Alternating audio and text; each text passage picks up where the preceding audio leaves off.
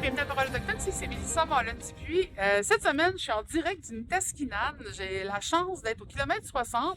C'est un site qui est installé depuis maintenant plus d'1 an pour protéger le territoire Atikamekw contre les coupes abusives qui ont été faites par les forestières. C'est qu'au cours des dernières années, malheureusement, ça a été une réalité pour les communautés.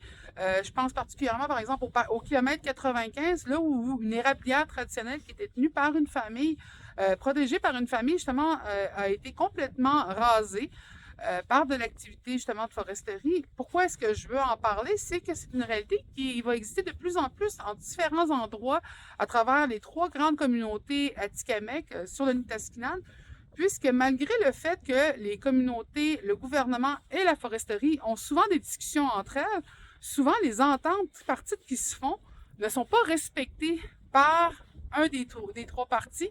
Je peux vous dire tout de suite c'est qui. C'est pas les Atikamekw.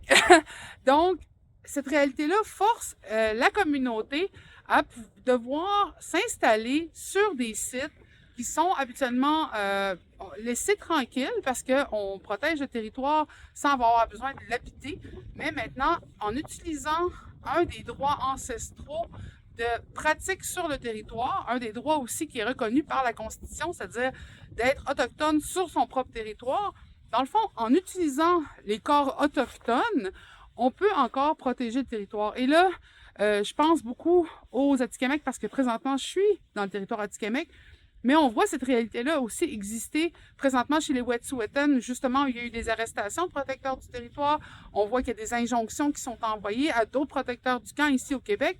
C'est une réalité, malheureusement, qui est, malgré le fait qu'on dit qu'on a des ententes, que justement les communautés acceptent une certaine partie de coupe forestière, la machine est gourmande et souvent, elle ne s'arrêtera pas tant qu'on ne mettra pas un pied devant, justement, ces coupes-là. Alors, ce qui est intéressant avec le kilomètre 60, c'est une collaboration entre le gouvernement du Conseil de Manawan et aussi des membres de la communauté qui sont là et qui, pour manifester leur refus des coupes forestières, ne font qu'uniquement exister sur leur propre territoire. Donc, pourquoi j'en parle? Vous savez que j'ai cet intérêt-là, mais c'est pour parler aussi de cette réalité qu'être autochtone au Canada en 2023, ça veut dire souvent d'être uniquement toujours à devoir défendre quelque chose avec son corps.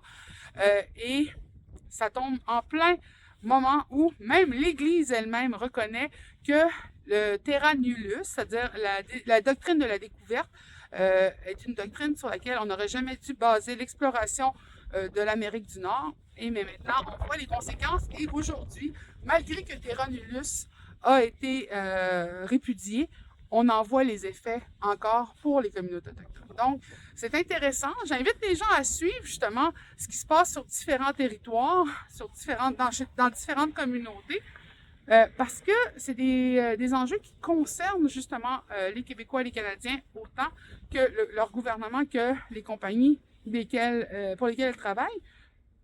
Et je pense que un des messages que les communautés essaient d'envoyer de façon désespérée, c'est on peut exister dans les territoires, on peut prendre des ressources du territoire. En tant qu'humain, c'est une réalité qui est la nôtre. Cependant, le mot responsabilité est aussi important. Donc, de pouvoir profiter du territoire, de pouvoir en vivre, en jouir, c'est important, mais il faut ne jamais oublier responsabilité. Et c'est malheureusement ce qu'on voit que l'industrie n'a pas, c'est prendre la responsabilité des 7 futures générations et de s'assurer que la ressource ne disparaîtra pas. C'est pas les seules problématiques des coupes forestières, les changements climatiques aussi présentement, on en discute avec plusieurs aînés et ils voient un changement qui est quand même assez drastique sur leur capacité à exister, et pas uniquement humaine, mais la capacité aussi de la biodiversité qui est dans le territoire, de pouvoir exister dans le Nitaskinan, vu l'exagération que l'humain a de laisser son empreinte. Alors, je vous souhaite une belle semaine. Je vais aller me réchauffer parce qu'il fait froid et je vais aller continuer de profiter de ce merveilleux territoire tant qu'il est là parce que grâce aux Atikamekw, je peux encore m'y promener. Je vous souhaite une belle semaine.